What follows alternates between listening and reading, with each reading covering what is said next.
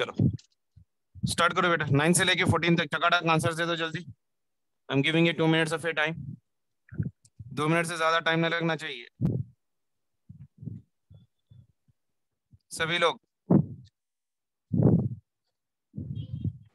First D. आप लोग WhatsApp करते जाइए बेटा, नहीं सॉरी आप टेक्स्ट करते चले जाइए, that will be helpful for us. चलो first one, the radius of the orbit and the orbit number are related as, क्या आंसर होगा?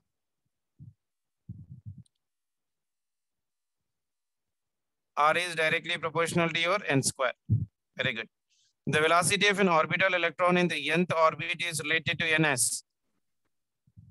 Well, क्या फॉर्मूला था बेटा? Velocity of your nth orbit is equals to c by 137 into z by n था ना, तो velocity is inversely proportional to your n, यानी B option will be the answer. The frequency of an orbital electron in the nth orbit is related to, frequency was proportional to your z square and directly proportional to the mass and inversely proportional to your n cube. So frequency will be inversely proportional to n cube, or directly proportional to mass, or directly proportional to z square. The potential energy of an orbital electron in the nth orbit is related to ns. कोई बोल सकता है? The potential energy of the orbital electron in the nth orbit is related to s.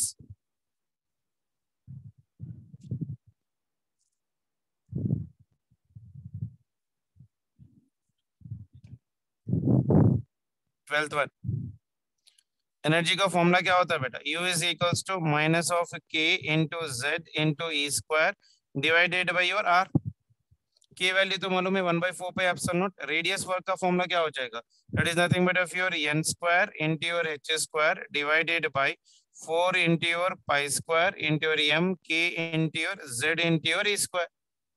तो R की value अगर मैं यहाँ पर डाल दूं तो potential energy is inversely proportional to your n square आ जाएगा, ठीक है ना? So potential energy is inversely proportional to n square. 13th one, kinetic energy of an orbital electron in the nth orbit is related to ns. Potential energy is negative and kinetic energy is positive beta. So kinetic energy is also inversely proportional to your n square. Very good. The total energy of an orbital electron in the nth orbit is related to, total orbit is also proportional to your n square, it will be your minus. So what is the best option I can write here right now? C. Energy is directly proportional to your n square. Sure. 23 देख लो बेटा। Ionization energy of an hydrogen atom is 13.6 electron volt. Its energy in the n is equals to 2 energy state will be equal to your how much? चलो बताओ, कोई बता सकता है इसका answer? ये कितना आ रहा है बेटा? ये minus 3.4 electron volt. Very good, आया बेटा सभी को? 23 यहाँ कर रहा हूँ, देखो energy of your nth orbit का फॉर्मूला क्या है बेटा? Minus of 13.6 divided by your n square, electron volt है।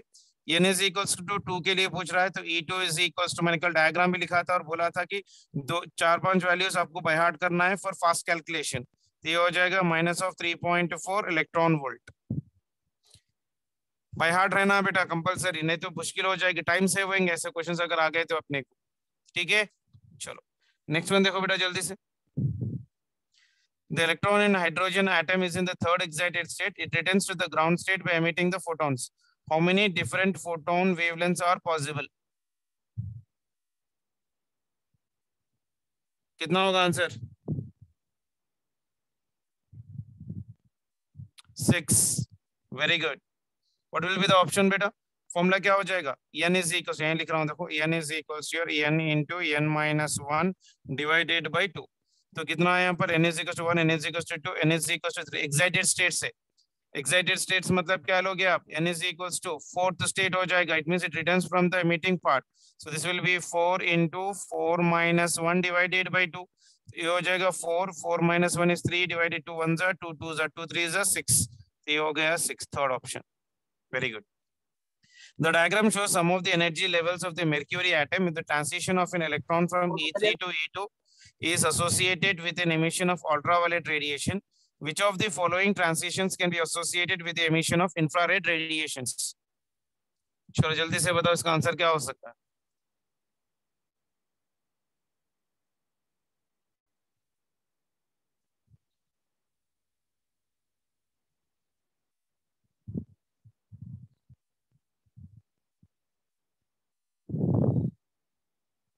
The diagram shows that energy levels of mercury.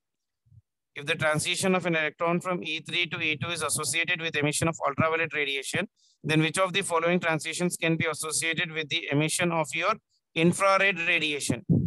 E3 से E3 से E1, E4 से E2, E4 to E3, E3 to E4.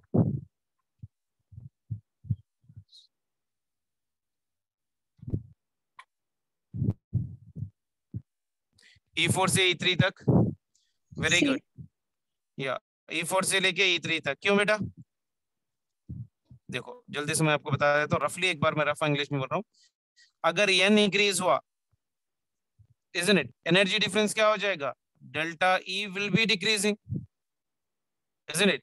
अगर energy from 3 to 2 is giving you the UV radiation, तो obviously from energy from your 4 to your 3, इसका energy will be decrease होना चाहिए, so that will be giving you the infra radiations, isn't it?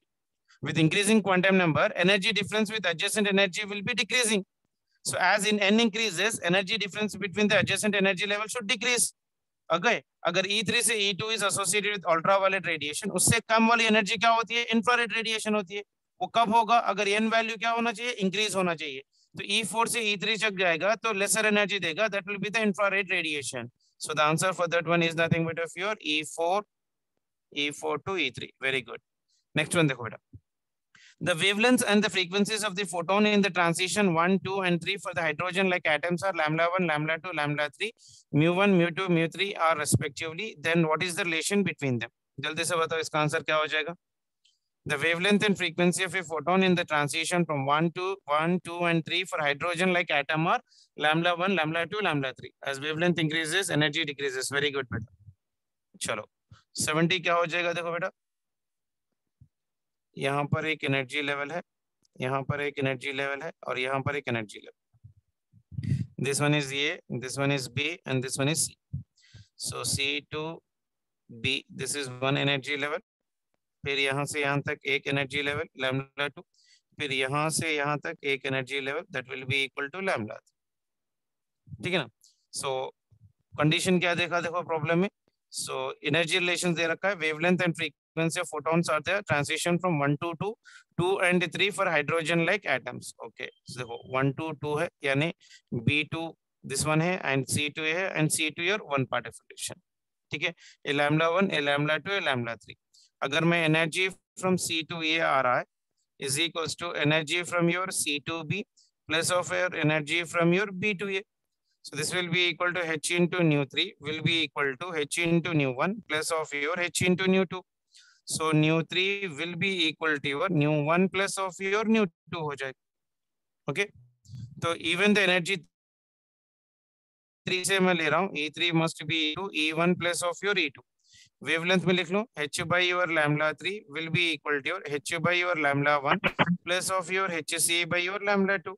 HC cancel हो जाएगा, so 1 by your lambda 3 will be equal to 1 by lambda 1 plus 1 by lambda 2.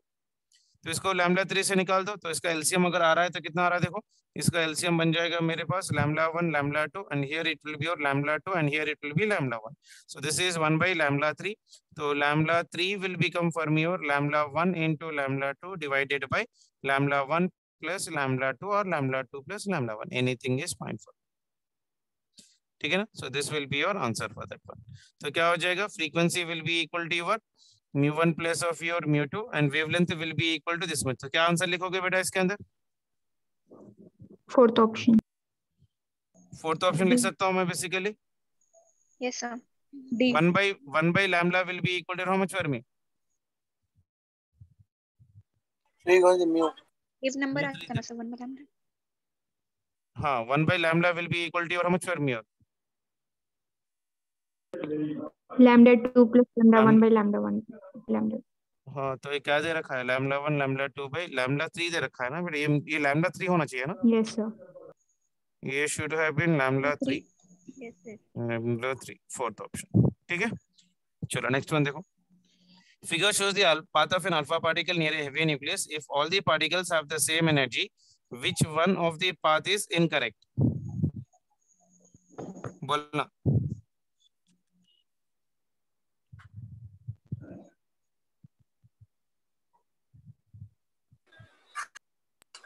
Fourth. क्यों? ज्यादा डिवेट हो जा रहा था. हाँ, क्योंकि नजदीक से जब जाओगे तो ही ज्यादा दूर, जब दूर है तो ये ऑलमोस्ट लाइक स्ट्रेट ऐसे चले जाना चाहिए था, है कि नहीं? So fourth option will be the answer. More deviation will be for the rays which are nearer to the nucleus. Nucleus से जितना ज्यादा दूर रहेगा उतना कम डिविएशन होना चाहिए. तो ये एक्चुअली ऐसा जाना चाहिए था, लेकिन इसका ज्यादा डिविएशन बता रहा है. तो fourth option will be the incorrect for that. Clear है? चलो वेरी गुड. नेक्स्ट वन ये देखो बेटा. There are three energy levels for a particular atom in a transition from E3 to E2. And ultraviolet radiation of wavelength 2.4 into 10 to the power of -7 meter is emitted. In the transition from E2 to E1, an ultraviolet radiation of wavelength 8 into 10 to the power of -8 meter is emitted. What would be the wavelength of the radiation emitted in a transition from E3 to your E1? Very good question. अच्छा वाला question है.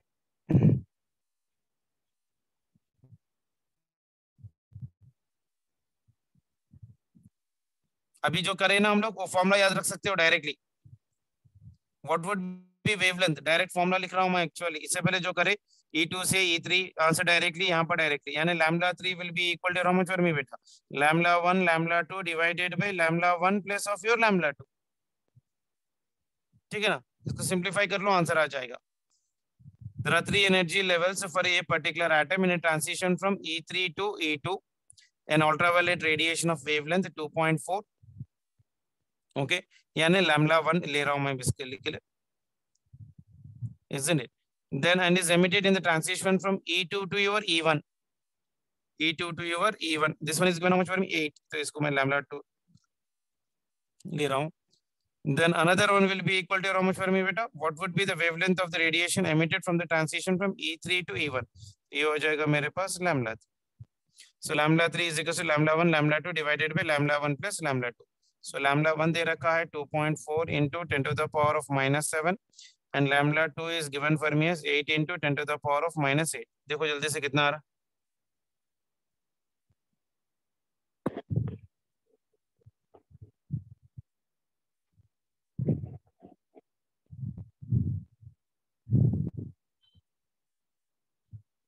आया? आसान है बेटा. So λ3 will be equal to your λ1 λ2 divided by λ1 plus λ2. λ1 is 2.4 into 10 to the power of -7 था, into this one is 8 into 10 to the power of -8 divided by ये था 2.4 into 10 to the power of -7 plus ये हो गया 8 into 10 to the power of -8. आपके लिए लिख रहा हूँ तो इसलिए टाइम लग रहा है, वरना अगर मुझे लिखना होता तो मैं सीधा सीधा इसको 2.4 into 8 करके इसका पावर लिख देता directly. 10 to the power of -7 -8 divided by, इसको डायरेक्टली यहाँ पर ऐड करता है 2.4 plus of your 8 into 10 to the power of your -7. ये 2.4 है ना बेटा, 2.4 पार्ट ऑफ रिलेशन एंड ये हो गया मेरे पास 8. तो 8 को मैं कैसे लिख सकता हूँ? 0.8 लिख सकता हूँ ना basically. So I can write that one as of your 0.8 plus इसको 0.8 कर लो तो ये बन जाएगा power common 10 to the power of -7 आ जाएगा. ठीक है ना? तो 2.4 into 8 24 8 192 यानी 19.2 divided by 2.4 plus 0.8 8 9 11 12 12 divided by 6 into 10 to the power of -8. या into 10 to the power of ये कितना आ जाएगा? -15 आएगा. ये 10 to the power of -7 आएगा. 3.2 मतलब ये कितना आ रहा है बेटा अप्रोक्सीमेटली? 6 आ रहा है. तो 6 into 10 to the power of -15 plus 7 कितना आ रहा है? -8 मीटर. सो आ गई बात. तो क्या आंसर आ जाएगा इसका? 6 into 10 to the power of -8. ठीक है. 74 देख लो. Figure shows the energy levels of a certain atom. When the system moves from 2e to e, a photon of wavelength lambda is emitted. The wavelength of the photon emitted during the transition from 4e/3 level to your e will be equal to how much? Very good question बेटा. एक बार देखो कौन कर सकता है इसको. Figure shows the energy level of a certain atom when the system moves from your 2e से लेके e तक जब आ रहा है तो photon of wavelength lambda बाहर निकल रहा है. The wavelength of photon emitted during the transition from 4e to e will be equal to how much? तो इसका जब lambda आ रहा तो ये lambda dash will be equal to how much पूछ रहा.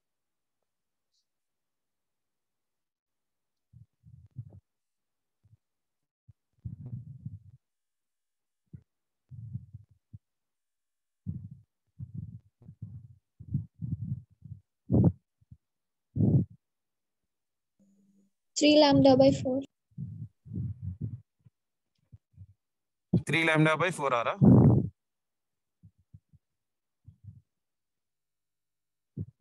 और कोई? देखो फर्स्ट वन एनर्जी डिफरेंस कहां से आ रहा था? 2e से लेके e तक आ रहा है. 74 यहाँ पर मैं करता हूँ. एनर्जी डिफरेंस फर्स्ट वन कितना है बेटा? 2e से e आ रहा है तो this one is minus of your e, तो ये कितना हो जाएगा e.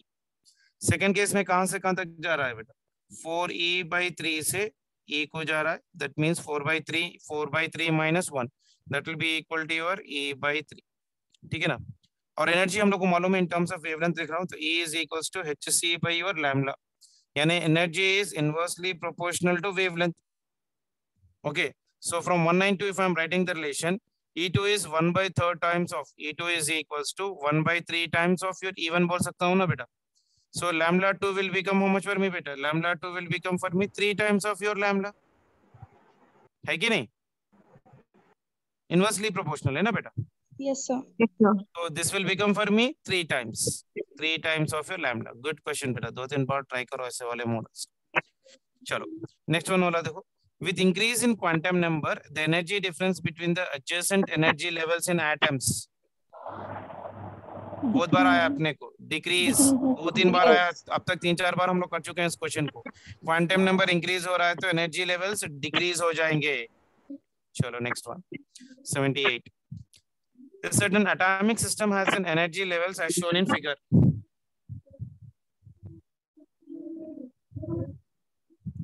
Okay. So recording हो रहा है ना? Okay, चलो. A certain atomic system has an energy levels as shown in figure. What could emerge from the system when a 12 electron volt electron interacts with it in the ground state? Only 10 electron volt electrons emerge. A 10 electron volt electron and 2 electron volt photon will emerge. A 10 electron volt photon and a 2 electron volt electron will emerge. A 10 electron volt photon and a 2 electron volt photon will emerge. Good question. ये भी अच्छा वाला question. देखो एक बार क्या हो सकता है. Certain atomic system has an energy level as shown in figure. What could emerge from the system when a 12 electron volt energy electron interact with its ground state? The ground state में electron की energy कितनी है? minus 18 electron volt है, -8, -4, -2 ऐसा continually जा रहे हैं तो 8 हो जा रहा है, 0 हो जा रहा है basically. अगर मैं यहाँ से यहाँ जंप कर रहा हूँ बेटा, फर्स्ट ऑर्बिट से ग्राउंड स्टेट को अगर एमिट कर रहा हूँ तो what will be my energy बेटा? इट इज -8, तो माइनस ये हो गया minus of your 18, that means that will be equal to your 10 electron volt. Yes.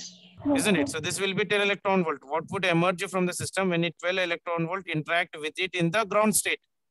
Isn't it? यानी 10 electron volt कहाँ से आ रहा है? सेकंड ऑर्बिट से है ना? नहीं, second excited first excited state से ग्राउंड स्टेट को आ रहा है. So an electron jumps from the first orbit to the ground state. इसकी एनर्जी कितनी आ रही है बेटा? 10 electron volt. So when electron is having 12 electron volt, energy interact with the photon will be 10. Isn't it? तो अब यहाँ पर क्या हो जाएगा? 10 electron volt and 2 photon ही आएगा क्या? नहीं आएगा. Only a 10 electron volt electron will emerge. यहाँ पर अपने को चाहिए 12 electron volt. 12 electron volt कब आ जाएगा बेटा? When a 12 electron volt is interacting with that one, तो 10 electron volt के तो अपने पास क्या आ जाएगा? फोटोन आ जाएगा और उसके साथ क्या आ जाएगा? 2 इलेक्ट्रॉन्स भी आएंगे. मेरे पास एनर्जी कितनी है? 10 है बेटा, लेकिन इंटरैक्ट किससे कर रहा है? 10 12 से कर रहा है. सो 12 जब इससे इंटरैक्ट करेगा तो इसमें से मेरे पास 10 जो इलेक्ट्रॉन वोल्ट है that will be your photons आ जाएंगे और 2 एक्स्ट्रा रहेंगे, so that will be your 2 electron volts आ जाएंगे. So this will be your 10 electron volt photon and 2 electron volt electron will emerge, यानी C option will be the answer. Clear है? Yes, sir. Very good question, ये भी अच्छा वाला question था. The next वाला देखो, ये तो सिंपल क्वेश्चन है, जल्दी जल्दी आंसर्स बता दो इसके. The radius of the innermost orbit of the hydrogen atom will be equal to your how much? बताओ जल्दी से. 0.53 angstrom. Very good 0.53 angstroms. Very simple question था, हो गया सभी का ये 0.53 एंगस्ट्रॉम। 61 का भी आंसर सिंपल है। According to Bohr's theory the radius of the permitted orbits in terms of principal quantum number n are proportional to your how much? N square. n square, directly proportional to your n square. Very good. Next one, the radius of the permitted orbits increase in the ratio of the radius of the permitted orbits increase in the ratio of radius of the nth orbit is directly proportional to n square ना, isn't it? So अगर ये हो गया तो कितना हो जाएगा? 1 होगा, उसके बाद 2 स्क्वायर का 4, 3 स्क्वायर का 9, 4 स्क्वायर का 16, so it will be in the ratio of 1:4:9:16. Very simple question. चलो, the quantity alpha is equals to 2 pi k e square by ch is a dimensionless constant and its value is equals to your how much? कोई बोल सकता है? ये आप लोग homework कर लो, मैं नहीं बोल रहा, आप लोग। वेरी गुड, 1/137, जिसे हम लोग फाइन स्ट्रक्चर कांस्टेंट भी बोलते हैं। इसको हम लोग क्या बोलते हैं? Alpha is, this one is also known as, का और एक नाम भी है बेटा, this one is known as of your fine structure constant. Important term है बेटा, इसको याद रखो, फाइन स्ट्रक्चर कांस्टेंट भी बोलते हैं इसको। इसकी वैल्यू कितनी होती है? 1/337. Okay, the speed of the electron in the innermost orbit is dash times the speed of the light in your vacuum. 1/137. 1/137. 1/137. Direct question. The speed of the electron in the outermost orbit varies as directly as n square, directly as 1/n square, directly as 1/n square, directly as 1/n. Directly as 1/n. Plus 1 by n. Directly as 1/n. Very good. D. The reciprocal of wavelength is also called as Charminar. Frequency. Frequency. हाँ, हो गया, Wave हो number. गया, चले गए Wave number. Number गए। Wave हाँ, number. Wave number. देखो क्वेश्चन छोटा था, देख फिर भी अब कंफ्यूज हो गए। चलो, Rydberg's constant has the units of 1 by length. 1 by Rydberg's length. constant has 1 by 1 by length. length because meter inverse आता है 1 by length. Very good. The value of fine structure यहाँ पर दिया, देखो fine structure constant is, fine structure मतलब ये value, ये value कितना हो जाएगा? 1/337. 1/337. 1/337 की वैल्यू अप्रोक्सीमेटली 0.0073 आती है। वो कैलकुलेट भी कर सकते हो आप बाद में, कोई प्रॉब्लम नहीं। सो देख लो एक बार, ठीक है। चलो, Yes, sir. 17th वन देखो इसके बाद। In the ground state of an hydrogen atom, its Bohr radius is given as 5.3 × 10⁻11 meter. The atom is excited such that its radius becomes 21.2 × 10⁻11 meter. What is the value of the principal quantum number? चलो बताओ जल्दी से, 1 minute में करने का question है, literally 1 minute से कम time में करने का क्वेश्चन है। In a ground state of hydrogen atom, is equals to n1/n2 whole square. हाँ, radius is directly proportional to, radius is directly proportional to n square लिखोगे, so it is r1 by your r2 is equals to your, क्या लिखोगे? n1 by your n2 whole square. पूछ रहा क्या problem है? What is the value of the principal quantum number, यानी n2 की value निकालना है मुझे, यानी n2 by your n1 whole square will be equal to your r2 by your r1. r2 की वैल्यू कितना दे रखा है प्रॉब्लम में बेटा? Radius is given as 5.3 initial, उसके बाद 21.2 को आया, तो ये हो गया 21.2 into 10⁻⁻11 डिवाइडेड बाय 5.3 into 10⁻⁻11। तो कितना आ रहा है? ये चलेगा, ये चलेगा, ये कितने में जा रहा है? 5.3 into your 4 टाइम्स में जा रहा है। तो n2 by your n1 कितना आ जाएगा? ये 4 है, 2 स्क्वायर है मतलब 2 आ जाएगा, तो n2 will be equal to 2 times of n1, यानी 2 into 1 ये हो जाएगा 2. So 2 must be the answer for this one. Quantum number will be 2. Very good. चलो, क्वेश्चन नंबर 17 में what is the total energy of atom in the excited state? ये भी 1 minute से कम time में बोलने वाला क्वेश्चन है। What is the total energy? Minus 3.4 electron volt, because n is equals to 2। मैंने आप लोग को बोला, देखो डायग्राम कितना यूज हो रहा है, वो 4 वैल्यूज 5 वैल्यूज अगर आप याद कर रहे हो तो ना सेकंड्स में आप आंसर्स दे सकते हो। सो n is equals to 2 के लिए एनर्जी क्या हो जाएगी? Minus of 3.4। ये करने की जरूरत ही नहीं पड़ेगी, अगर करना पड़े तो कैसा करोगे बेटा? E2 will be equal to your inversely proportional to your n square है, तो ये हो जाएगा 2 स्क्वायर, तो ये हो जाएगा 13.6 डिवाइडेड बाय 4, होता है ना? Yes, sir. Yes, sir. So this is your minus of 3.4 electron volt, ठीक है ना? मुझे वैल्यूज याद थे इसलिए हम लोग डायरेक्टली टक बोल के आंसर रख सकते हैं। 19th one, the ground state energy of hydrogen atom is -13.6 electron volt. What is the kinetic energy of the electron in the second excited state? Second Minus excited state 1.51. मतलब minus 1.51। Very good. Third. Second excited state मतलब क्या बेटा? N is Third. equals to 3. Third orbit. N Third is equal to orbit. 3. n is equals to 3 Minus in the 1.51. question। हाँ तो ये क्या बोल रहा है? option। सेकंड एक्साइटेड स्टेट में क्या आ रहा answer? Minus of 1.51. 1.51 electron volt. हाँ तो क्या ऑप्शन लिख दूं मैं? A. ये क्लियर है?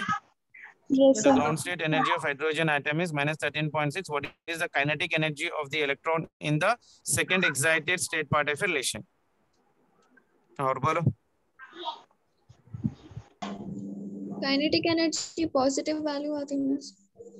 Kinetic energy Total energy अगर से negative sign है तो positive आती है ना kinetic energy। हाँ तो पॉजिटिव आना ना, तो ऑप्शन डी आना ना सर। ऑप्शन डी आएगा, वही तो बोल रहा हूँ बेसिकली। यहाँ पर आप लोग जो एनर्जी लिख रहे हो ना तो वो खाली एनर्जी पूछ रहा है, क्या kinetic energy. Kinetic energy will B positive ना बेटा, अगर ये नेगेटिव में आ रहा है तो ये this will become for me how much for me positive. Total energy will be negative ना बेटा। Kinetic energy of the electron in the second excited state will be equal to how much बेटा? Minus of your E3, यानी minus of minus that will become for me plus, so it will be Okay. Plus, minus नहीं होगा। Clear है सभी को? Yes, Yes. sir. Yes, sir. Yes, sir. और एक वाला कौन सा था? या ये देख लो बेटा। इन question number 19 the potential energy of the electron in the third excited state will be equal to how much? Minus Potential energy 0.85. 0.85. Minus 0.85. potential energy of the third excited state Minus 0.85. Minus 0.85.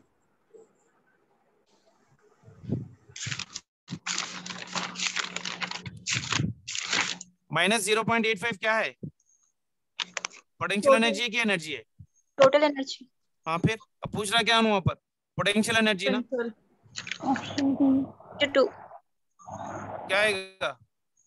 Minus 1.70. हाँ फिर ऐसा कैसा गलती कर रहे हो और आप लोग समझ भी नहीं आता। Potential energy of the electron in the third excited state बोल रहा है, यानी 2 टाइम्स ऑफ योर E4 हाँ? है कि नहीं? So Yes, that is sir. equals to your 2 into energy of the fourth orbit कितनी होती है बेटा? 0.85. Minus of 0.85। इसको सिंप्लीफाई करो, this will be minus of 1.70। B will be the answer. ठीक है? So refer to question number 19 above. If electron jumps to the ground state from the third excited state, the wavelength of the emitted photon will be equal to how much? If the electron jumps to the ground state from the third excited state, third excited state मतलब E4 से E1 तक आ रहा है। Third excited state मतलब fourth orbit, fourth orbit से first orbit को आ रहा है, तो एनर्जी क्या हो रही है पूछ रहा है, बस ज्यादा कुछ नहीं है। So here I am writing this one as of your 21. So E4 minus of your E1, ये कितना होती है बेटा? E4 की एनर्जी कितनी होती है? Minus of 0.85 minus energy in the ground state कितनी होती है? माइनस ऑफ 13.6, तो ये कितना बन जाएगा? 12.75 इलेक्ट्रॉन वोल्ट आएगा। Energy will be equal to how much for me बेटा? Wavelength हम लोग एंगस्ट्रॉम्स में लिखते हैं basically. So I can write here E4 minus of your E1 will be equal to your hc by your lambda. So lambda will be equal to your hc by your, this one is your E4 minus of your E1. So this one will be equal to how much बेटा? 12400 अगर ले रहे हो इसको, तो energy को आप लोग किस में लेना पड़ेगा? इलेक्ट्रॉन वोल्ट्स को एनर्जी में जॉल्स में लेना पड़ेगा इसको, तो ये कितना आ जाएगा बेटा? वेवलेंथ जब एंगस्ट्रॉम में आ जाएगा, एससी की value 1400, this one will become for मी 12.75। तो ये कितना आ रहा देख लो, आप लोग कैलकुलेट कर लोगे ना इसका? Yes. तो कल कैलकुलेट कर लो के देख लो इसका। The next one, the energy level diagram of an element is given in the figure, which transition corresponds to the emission of the spectral line of wavelength 102.7 nanometer. This is also a good question. एक बार try करो, एक बार try करो। The energy level diagram of an atom is given in the figure, which transition corresponds to the emission of the spectral line of the wavelength 102.7 nanometer.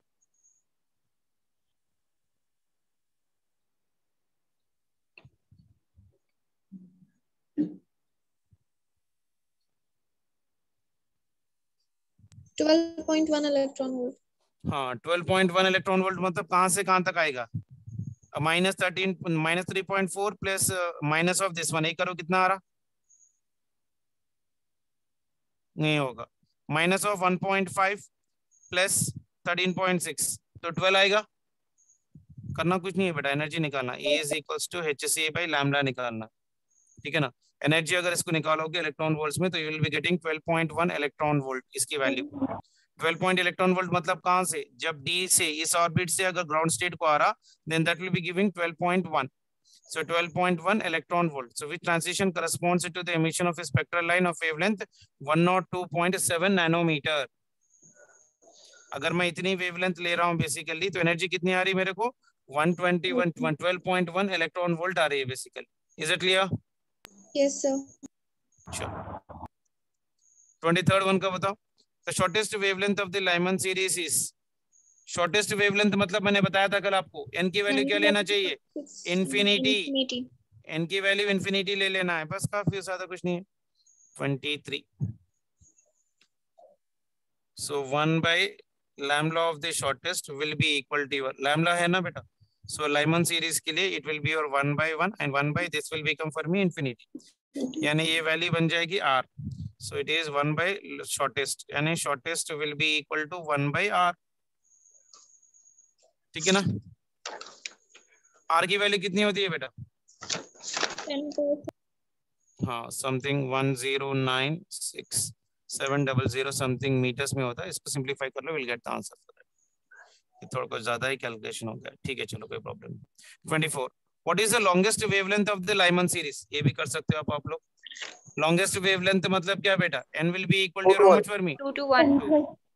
215, ठीक है। Fourth option कर लोगे ना 24th one, yes sir.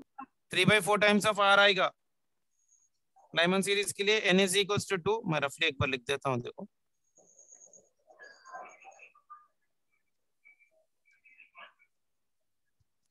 Twenty-fourth one Lyman series के लिए, for Lyman series that is equals to r into 1 by this is 1 square and this should be equal to your 2 square, so it is 1 minus 1/4, this will become for me 3/4 r, यानी lambda 1 is equals to 4/3 into your r, r की value डाल के simplify कर लो, will get the answer of related, ठीक है चलो। The shortest wavelength line in the Lyman, Balmer and Paschen series have their wavelength in the ratio of,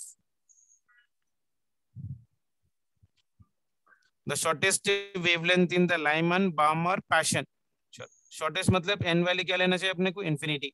मैं पहले लाइमन के लिए लिख रहा हूँ बेटा, लाइमन के लिए this will be equal to r into 1 by your 1 square, तो इनटू विल बी इन्फिनिटी, तो ये हो गया r, तो लाइमन सीरीज के लिए हो गया 1 by r। The next one is nothing but for the Balmer series. For Balmer series, it is your r into second orbit होगा, this is your n square and it will be your infinity. So this will become for me r by 4, isn't it? 1 by lambda. So it is lambda of your wavelength of your Balmer will become for me 4 by r. Then Paschen series. Paschen series के लिए 1 by lambda of your Paschen will be equal to r into 1 by 3 square. That is nothing but 9 minus 1 by your infinity. तो ये बन जाएगा मेरे पास r by 9, यानी Lyman और wavelength of your Paschen series will become for me 9 by r.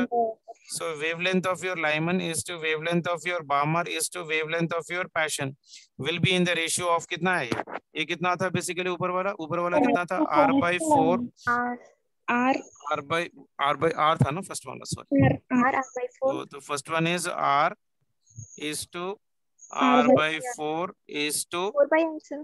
4 by r, तो ये 4 by r था ना, so this one is your 4 by r is to, ये कितना था बेटा, 9 by r, ठीक है ना। तो ये 1 by r होना चाहिए ना फिर ऐसा बोले, यस सर। 1 by r, तो 1:4:9, 1:4:9 that will be the answer, ठीक है ना। चलो shortest 1:4:9, next one, ये कोई बोल सकता है answer, the variation of the radius of the orbit with the principal quantum number n is represented by D. which one beta, D. radius is directly proportional to your n square, it will be a parabola in the upward direction, मैंने कल ही लिखवाया था exam में graph डाल के, R is directly proportional to your n square. The graph will be equal to parabola in the open to upward direction. जैसे kinematics में लिखते हो y is equals to k into your x square. Parabola कैसे लिखोगे आप basically? Open into your parabola in the upward direction right now for me. Minus आ जाएगा तो नीचे कंडीशन में. क्लियर है? Yes, sir. चलो next one. The electron in the hydrogen atom is initially in the third excited state.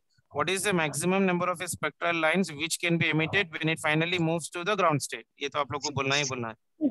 6. Option C. कितना आएगा? 6. 6. Very good. आ गया सभी को? Yes, sir. चलो. The energy level of an atoms are as shown in the below. Which of them will result in the transition of a photon of wavelength 275 nanometer? The energy level of an hydrogen atom are shown below. Which of the following will result in the transition of the photon of wavelength 275 nanometer? Diagram क्या दिया हुआ है? देखो ये वाला. A to B, then B, then C, then D. So upper is 0, lower is -10, -4.5, -2 point. Okay, we can do it out, no problem, ना? कर सकते हैं इसको? Yes, sir. एक बार मैं कर लेता हूँ रफली. हाँ, तो एनर्जी देखो कहाँ से आ रहा है बेसिकली. एनर्जी ऑफ कितना आना था अपने को? What is the energy of that one? 275 nanometer आना था. तो एनर्जी का फॉर्मूला क्या हो जाएगा बेटा? एनर्जी का formula E is equals to hc by your lambda. ठीक है ना? वेवलेंथ कितना दे रखा है? 275 nanometer. यानी this can be taken as 1240 divided by wavelength is nothing but equal to your 275. Okay, and the unit will be equal to what? Electron volt. ठीक है ना? Yes, sir. कितना आ रहा देख लो एक बार. एनर्जी कितनी आ रही? 4.5. 4.5 electron volt. So corresponding transition will be for what beta? 4.5 कहाँ से आ रहा है? 4.5 मतलब 0 से लेके this one. So what option I can write? कौन सा ट्रांजिशन होगा? अगर ये से B आ रहा तो 2 आ रहा, B से यहाँ पर आ रहा है तो -5 4.4, C से यहाँ पर आ रहा है तो -2, ये नहीं होगा. Then 0 minus this one will give me this one. तो B ऑप्शन होगा. B होगा. क्लियर है ना? Yes, sir. क्योंकि करस्पॉन्डिंग में क्या होगा? ऊपर से 0 minus of 4.5. So that will be giving me 4.5 electron volt. ठीक है ना? चलो, very good. Next one. In question number 34 above, which transition corresponds to the emission of the radiation of the maximum wavelength? Maximum wavelength मतलब minimum energy, isn't it? So if I'm writing for this one, E is inversely proportional to the wavelength. अगर lambda maxima है, so it should be proportional to what beta? It should be proportional to your minimum energy. So transition A for which energy transmission is minimum, but wavelength will be the maximum part of relation. तो क्या answer होना चाहिए उसके लिए? ये आ जाएगा, isn't it?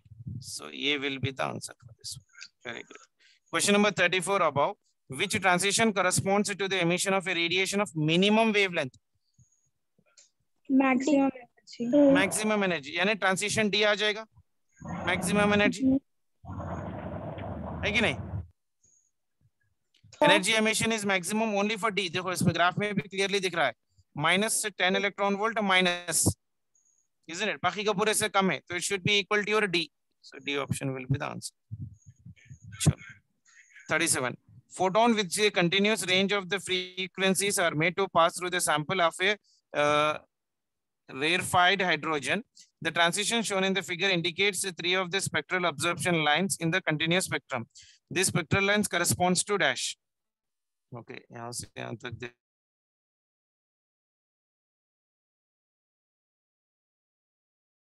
है. N is equal to 2 से 3 and 3 से 4. हाँ, तो बताओ 1 क्या रिप्रेजेंट करेगा बेटा?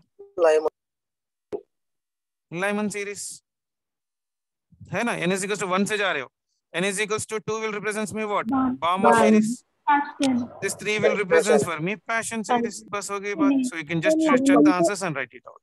लाइमन तो से नीचे आते ना, मतलब हायर. हाँ, फिर लाइमन सब तो देखिए N is equals to 1 है ना बेटा. लाइमन 1, 2 के लिए बामर, 3 के लिए पैशन, बराबर है ना? Yes sir, A option. हाँ, लाइमन, उसके बाद बामर, उसके बाद सीरीसिया. देन क्वेश्चन नंबर 37 ये भी आप लोग कर लो एज इट इज है। Question number 39, the wavelength of the second line of an Balmer series and hydrogen spectrum is this much. The wavelength ये कर लोगे ना आप लोग, इससे वाले क्वेश्चन आ जाते हैं ना। Yes, sir. The wavelength in the second line. Second line मतलब क्या बेटा? n is equals to 2. N is equals to 2 to 4. N equals to 4 to 2. the wavelength of the second line of the Balmer series and hydrogen spectrum is this much. The wavelength of the first line will be equal to, और how much पूछ रहा है? Second line मतलब 2 to 4. First line मतलब 3 to 2. 3 to 2. ठीक है ना, कर लोगे ना? Yes, sir. या लिख दो एक बार। 39 देखो। So if I'm going for your 1 by lambda 1, that is equals to r. This will be equal to 1 by 2 square minus of 1 by 3 square. तो ये कितना आ जाएगा? 5 by 36 times of your r.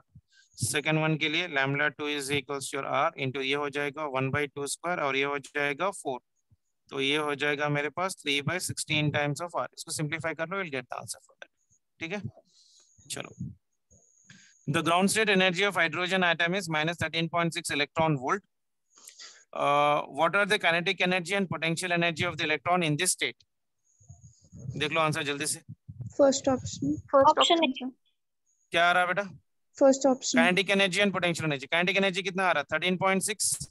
Plus Yes. 3. Yeah, kinetic energy will be equal to how much beta? Minus of your E na. Total energy is nothing but equal to how much for me? Minus, this one is minus of 13.6, यानी plus, यानी kinetic energy plus आना चाहिए 13.6. तो एक ही option match हो रहा है, तो ये हो जाएगा आंसर सीधा सीधा। पोटेंशियल एनर्जी करने की भी जरूरत नहीं, ठीक है ना। वैसे भी पोटेंशियल एनर्जी कितना होता है बताओ जल्दी? Potential energy will be equal to minus of 2 times of your kinetic energy. माइनस होना चाहिए बेटा, ठीक है। So that will be equal to minus of your 2 into kinetic energy is 13.6. ये हो जाएगा minus of 27.2 electron volt. 47. The difference of 2.3 electron volt separates the two energy levels in an atom. What is the frequency radiation emitted when the atom makes a transition from upper level to your lower level? A difference of 2.3 electron volt separates the two energy levels in an atom beta. What is the frequency of the radiation emitted when an atom makes a transition from upper level to your lower level?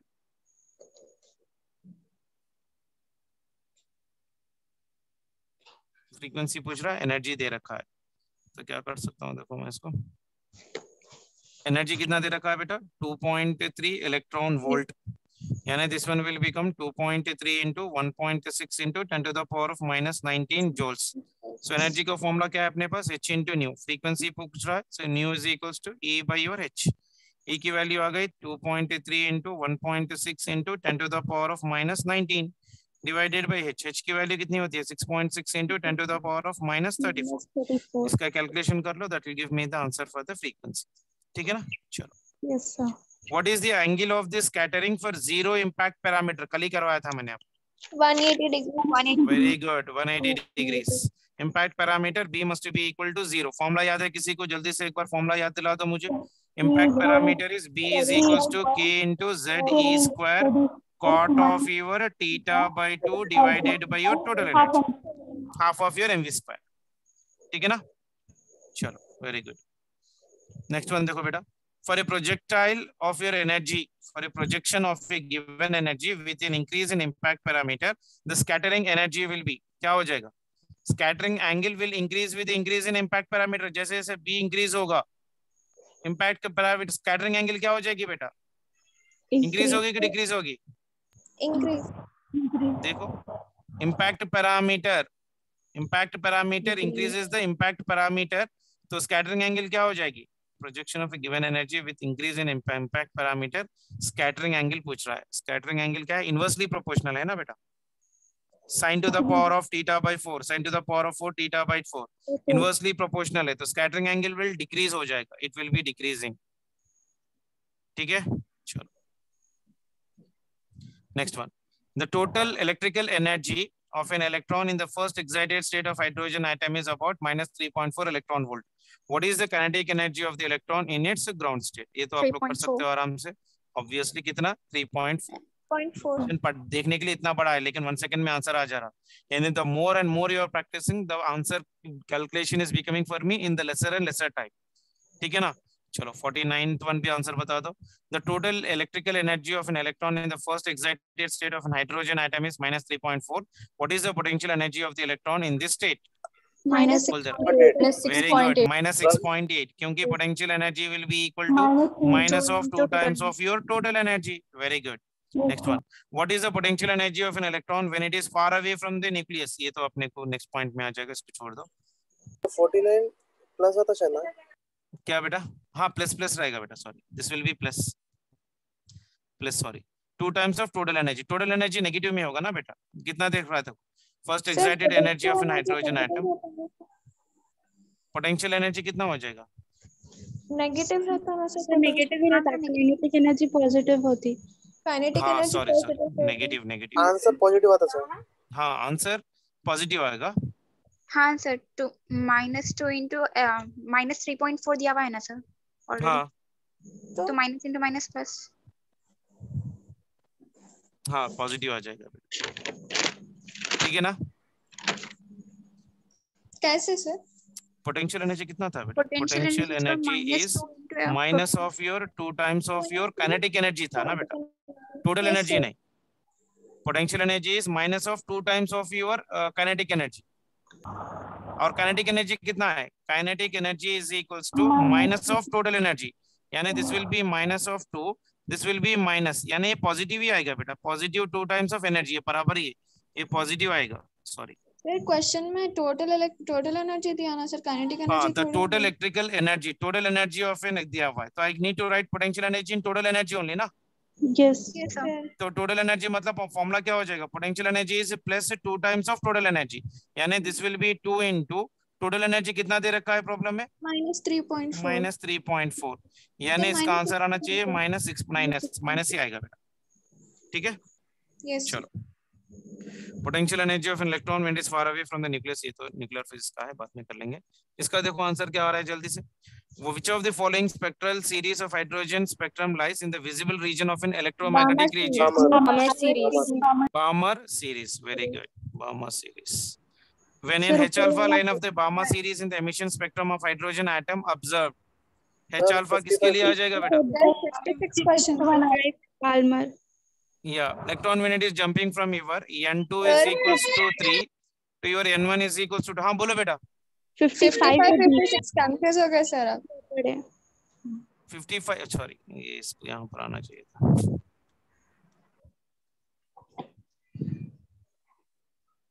हाँ तो कहाँ पर था मैं? 55 में which of the following spectral lines of hydrogen spectrum lies in visible region?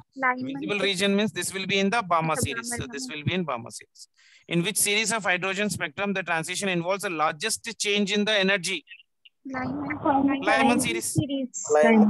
Lyman series. Very easy. Then 57. When is H alpha line of Balmer series in the emission spectrum of hydrogen atom? ये आप लोग homework लेके आप लोग करके मुझे answers बताइए. अगर आ गया तो अच्छी बात है, नहीं तो मैं आपको बता दूंगा. इजी क्वेश्चन है लेकिन थोड़ा आप कॉन्सेप्ट पढ़ो, इसलिए मैं आपके लिए छोड़ रहा हूँ बेसिकली उसके. द नेक्स्ट वन देखो, और ये जो रेडिएशंस के प्रॉब्लम से ये भी एक बार ट्राई कर लो, बस काफी है. ये देख लो बेटा 51 का एक बार. What is the ratio of the radii of the orbits corresponding to the first excited state and the ground state in the hydrogen atom? Radius of the first excited state मतलब क्या है बेटा? N is equals to 2. First excited state मतलब N is equals to 2. Ground state मतलब N is equals to 1. So that means 2 square divided by 1, यानी 4:1. Third option. The radius of the innermost electron orbit of an hydrogen atom is 5.3 into 10 to the power of -11. What is the radius of the orbit in the second excited state बोल रहा है. Second excited state मतलब N is equals to 3. हाँ, very good. R3 will be equal to your 3 square times of your R0. ठीक है ना? तो R0 की वैल्यू कितनी होती है बेटा? 0.53 angstroms into 3 square. This is 9 into this one is 0.53 angstrom. जो भी आ रहा है इसको कैलकुलेट कर लो, आंसर आ जाएगा इसका. ठीक है, चलो. Out of the 3 radiations of the wavelength 8000, 5000 and 1000 angstroms, which one corresponds to the Lyman series of the hydrogen spectrum? Out of the 3 radiations of wavelength 1000, lesser the wavelength, more will be the energy. 1000. Lyman series lies in the ultraviolet region ना बेटा, UV region. Yes. Isn't it? UV region का range कितना है? 4000 से लेके 7000 तक का. isn't it? या पूछ रहा क्या पता लाइमन के लिए इसके अंदर जो भी लीस्ट रहेगा वो will be writing that one with that one. तो ये कितना हो जाएगा 1000 part affiliation, because Lyman series lights in the ultraviolet region. ये कौन से रीजन में एक्ट करेगा? अल्ट्रावायलेट रीजन में। विजिबल रीजन का रेंज क्या हो जाएगा? 4000 एंगस्ट्रॉम से लेकर 7000 एंगस्ट्रॉम फॉर द विजिबल। उससे छोटा अपने को आ जाएगा कितना? UV region. ठीक है। Name the spectral series of hydrogen spectrum lying in the infrared region. ठीक है, इसका क्वेश्चन तो नहीं है अभी, जानते छोड़ दो। ठीक है ना। इस क्वेश्चंस को और कल के जो क्वेश्चंस करवाए थे इसको आप लोग एक बार खत्म कर लो, 1 से 2 बार, और पीवाई क्यूज करके इस चैप्टर को क्लोज कर दो। फिर आप लास्ट मोमेंट में ही इसका रिवीजन करना है, फिर स्टार्टिंग से पढ़ने की नौबत मैं ना लेना। फिर से एक बार ड्वेल नेचर और एटम्स को आप खत्म कर लो और पीवाई क्यूज खत्म कर लो। ठीक है ना। अब इससे हटके, ये लेवल से हटके आपको नीट में क्वेश्चन नहीं आएगा। कल अगर पेपर आया तो ये वाले क्वेश्चन तो पूरा सीधा सीधा फोड़ के ही आना है। 8 मार्क्स पूरा पूरा अपने पॉकेट में प्रोवाइडेड। और 1-2-3 बार अगर आप प्रैक्टिस कर लो। जो बच्चे बिल्कुल डल है इस चैप्टर में, इस चैप्टर को कम से कम और 5 बार जो क्वेश्चंस मैंने अभी करवाए ना वही क्वेश्चंस एज इट इज करो। उससे बड़े क्वेश्चंस को आप छुओ मत। ये 50 क्वेश्चंस और कल की नोट्स उसको एक 5-10 बार पढ़ो। जिसका फिजिक्स 10-20 मार्क्स जो आ रहे हैं ना लड़कों के या लड़कियों के जितने कोई भी है, तो ये चैप्टर्स के मैंने जितने आपको नोट्स लिखाया और ये 50 क्वेश्चन जो भी मैंने आपको कराया इसको 4-5 बार या 6-7 बार कर लीजिए, isn't it? और जो ऑलरेडी अच्छा खासा इस चैप्टर को आता है बस इतना एक बार कर लो और पीवाईक्यूज को खत्म कर लो। Then we start with the next chapter. So tomorrow will be starting with your nuclear physics and radioactivity. ठीक है। सर कल पीवाईक्यूज में डाउट है जो क्लियर कर दीजिए आप। क्या बोले बेटा? सर कल पीवाईक्यूज में जो डाउट्स है वो क्लियर कर दीजिए, मतलब एटम्स और ड्वेल नेचर के। हाँ कर देंगे बेटा। ठीक है सर। ओके आप एक बार मुझे टेक्स्ट कर दो। या मैं क्या सोच रहा था कि पूरा मॉडर्न फिजिक्स एक बार खत्म करने के बाद हम लोग डॉट्स क्लैरिफिकेशन कर लेते हैं। Okay sir. That will be better ना। मॉडर्न फिजिक्स का एक बार कर लेके आप लोग ड्वेल नेचर के, एटम्स के और क्या बोलते हैं न्यूक्लियर फिजिक्स के डॉट्स क्लैरिफिकेशन के एक एक जो भी क्वेश्चंस है एक बार मुझे आप लोग एक व्हाट्सएप ग्रुप के अंदर अगर मुझे टेक्स्ट कर देंगे ना तो क्वेश्चंस में टकाटक आप लोग को डिस्कस कर लेता हूँ। Okay sir. ठीक है ना। टाइम वेस्ट नहीं होगा, वरना अगर मैं आप लोग का क्वेश्चंस लेते बैठूंगा तो ऑनलाइन में अपने को 2-3 घंटे बढ़ जाएंगे। तो अगर आपके अगर कम क्वेश्चन है, अगर 4-5 क्वेश्चन है तो आप लोग उसका पिक ले लेके व्हाट्सएप ग्रुप बना लीजिए कोई भी, या माही नहीं तो मेरे को डायरेक्टली आप शेयर कर दीजिए। वही क्वेश्चंस एज इट इज मैं शेयर करके एक बार क्लास में डिस्कस कर लूंगा। कल न्यूक्लियर फिजिक्स हो जाता।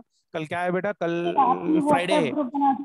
हाँ कल फ्राइडे है ना बेटा। कल फ्राइडे के दिन अपना एटम्स हो जाता, सैटरडे के दिन इसका वर्किंग हो जाता एटम्स का, यानी ये वीक में अपना मॉडर्न फिजिक्स हो जाएगा और संडे एक्सक्लूसिवली हम लोग पूरे पीवाईक्यूज के डॉट्स क्लैरिफिकेशन रख लेंगे।